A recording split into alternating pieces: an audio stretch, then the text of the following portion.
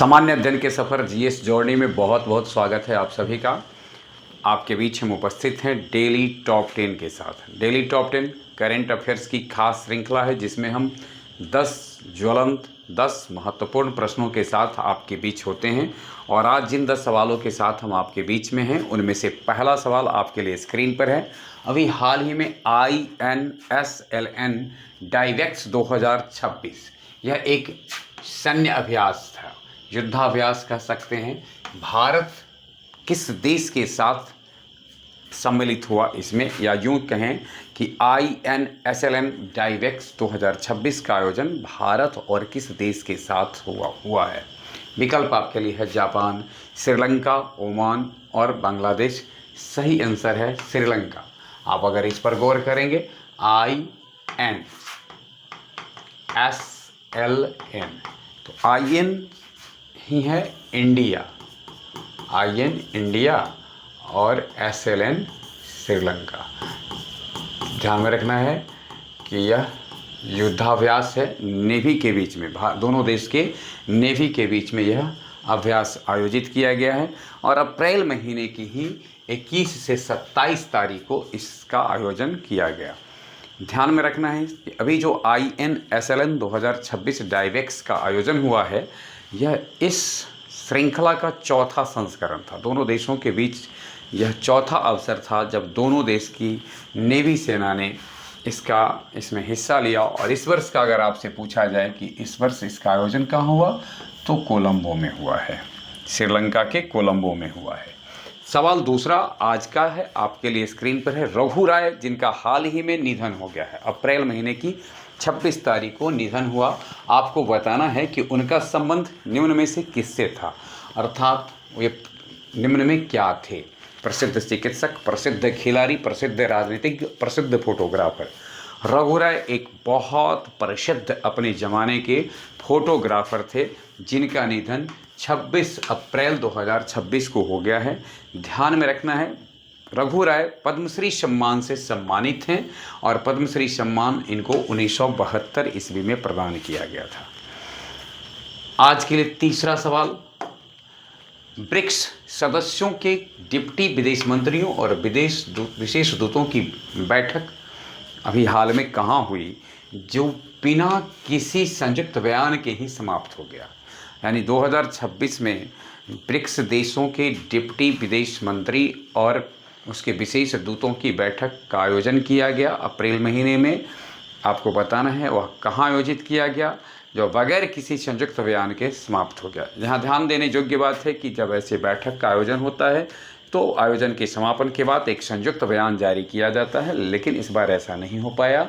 मुंबई, जालंधर, नई दिल्ली और चेन्नई, इसमें से कहाँ आयोजन हुआ? सही आंसर है नई दिल्ली। गौरतलब हो ब्रिक्स पहले ब्रिक था जिसका गठन 2006 में हुआ। 2006 में जब इसका गठन हुआ तो ब्राज़ील, रसिया, इंडिया और चाइना। इसके बाद ब्रिक्स बना और ब्रिक्स बन जाता है 2009 में। तो ध्यान में रखना है 2009 में यह ब्रिक्स बना जब इसमें साउथ अफ्रीका को शामिल किया गया। ब्राज़ील, रसिया, इंडिया, चाइना के बाद अब शामिल हो गया साउथ अफ्रीका और इस तरीके से ब्रिक बन गया ब्रिक्स। और इस प्रकार से अगर अभी यहाँ तक देखा जाए तो 5 सदस्य थे, लेकिन वर्ष 2024 में अब इसके सदस्य देशों की संख्या को बढ़ा दिया गया है और अब 9 कर दिया गया है।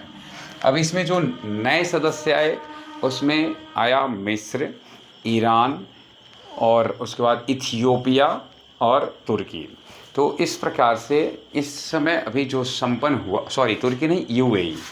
तो अभी जो संपन्न हुआ है ब्रिक्स का सम्मेलन, इसमें जो मांग मतलब जो टकराहटें हुई उसका मूल कारण क्या था कि ईरान ने मांग किया कि अमेरिका इजराइल को संघर्ष के लिए जिम्मेदार बताया जाए। इसके लिए सभी देशों में सहमति नहीं बन पाई और UAE चाहता था कि ईरान की कार्रवाई के लिए आलोचना की जाए। यानी एक तरफ UAE का तर्क था कि ईरान ने जो कार्रवाई उसके ऊपर की है, इजराइल अमेरिका के साथ जो ईरान के संघर्ष थे उसमें हर संभव ईरान के द्वारा कोशिश किया गया कि इसमें मुस्लिम देशों को सम्मिलित किया जाए और इसी कड़ी में ईरान के द्वारा यूएई के ऊपर आक्रमण किए गए, इसकी निंदा करने की बात यूएई ने रखा। और ईरान ने इसी संदर्भ में अपना मत रखते हुए कहा कि युद्ध के लिए जो कुछ हुआ उसके लिए इजरायल और अमेरिका को उत्तरदायी ठहराया जाए, परंतु ऐसा नहीं हो पाया। कुल मिलाकर के इसमें 11 देशों के डिप्टी विदेश मंत्रियों और विशेष दूतों ने भाग लिया, जिनमें से 9 तो स्वाभाविक रूप से 9 जो ब्रिक्स के सदस्य हैं, ब्रिक्स के, वो सम्मिलित हुए थे। और इसका आयोजन 23 से 24 अप्रैल को नई दिल्ली में किया गया। चलिए अगला सवाल आज के लिए है स्क्रीन पर आपके सामने, किस देश ने 15 वर्ष से कम उम्र के लिए पारित किया है कि सोशल मीडिया पर आप काम नहीं कर सकते, यानी सोशल मीडिया पर प्रतिबंध लगा दिया गया है। इनमें से किस देश ने ऐसा कार्य किया है? तुर्की, आर्मेनिया, ग्रीस, ईरान। और सही आंसर है इसका कि तुर्की ने यह फैसला किया है कि हम 15 वर्ष से कम आयु के बच्चों को सोशल मीडिया के किसी प्लेटफॉर्म पर काम नहीं करना है, अर्थात सोशल मीडिया के किसी प्लेटफॉर्म पर उनका अकाउंट्स नहीं होगा। विश्व बौद्धिक संपदा दिवस कब मनाया जाता है? विश्व बौद्धिक संपदा दिवस 23 अप्रैल, 26 अप्रैल, 24 अप्रैल, 28 अप्रैल। सही आंसर है इसका कि विश्व बौद्धिक संपदा दिवस मनाया जाता है 26 अप्रैल को। जहाँ तक सवाल 23 अप्रैल का है, तो यहाँ ध्यान में रखना है हमको कि पुस्तक, विश्व पुस्तक और कॉपीराइट डे है, कॉपी राइट्स डे, यानी 23 अप्रैल को मनाया जाता है विश्व पुस्तक कॉपीराइट्स के साथ साथ है।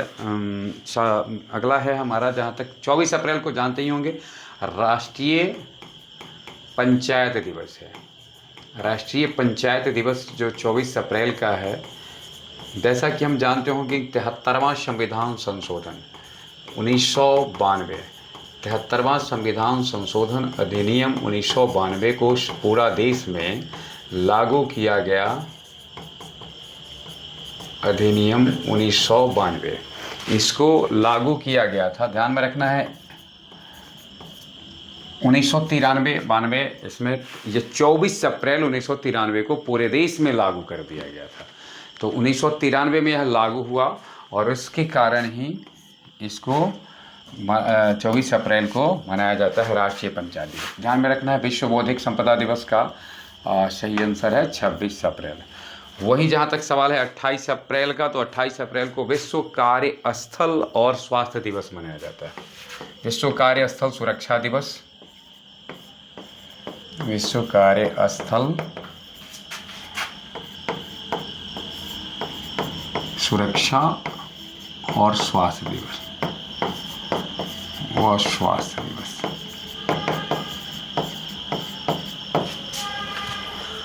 चलिए आज का छठा सवाल हमारे लिए है, विश्व स्वास्थ्य संगठन ने नवजात शिशुओं के लिए किस बीमारी की पहली दवा की मंजूरी दी है? नवजात शिशुओं के लिए निम्न में से किसके? Corona, dengue, hepatitis, malaria.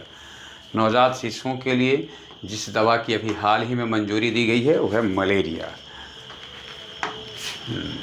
Malaria के खिलाफ नई दवा अभी लॉन्च की गई है, आर्टेमेथर और ल्यूमेफेंट्रिन नामक 2 दवा, यानी ध्यान में रखना आर्टेमेथर है और ल्यूमेफेंट्रिन है।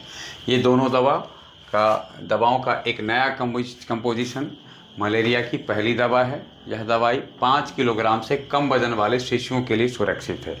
जिनका वजन 5 किलोग्राम से कम है वैसे शिशुओं को देने के लिए सुरक्षित माना है WHO ने। अगला सवाल है, विश्व मलेरिया दिवस कब मनाया जाता है? 24 अप्रैल, 26 अप्रैल, 25 अप्रैल और 23 अप्रैल। तो इसका सही आंसर है कि 25 अप्रैल को मनाया जाता है। और इस बार का रहा है मलेरिया को ख़त्म करने का संकल्प अब हम कर सकते हैं, अब हमें करना ही होगा। नोएडा इंटरनेशनल एयरपोर्ट ने किस महिला को अपना अंतरिम मुख्य कार्यकारी अधिकारी नियुक्त किया है? यानी मुख्य कार्यकारी अधिकारी, चीफ एग्जीक्यूटिव ऑफिसर नियुक्त किया है किसको? नीतू शमरा, बेनीता सिंह, राधिका गुप्ता, फाल्गुनी नायर। और सही आंसर है नीतू शमरा को अभी नोएडा इंटरनेशनल एयरपोर्ट ने अपना अंतरिम मुख्य कार्यकारी अधिकारी नियुक्त किया है। विश्व पैरा एथलेटिक्स चैंपियनशिप 2027 की मेजबानी किस शहर को मिली है?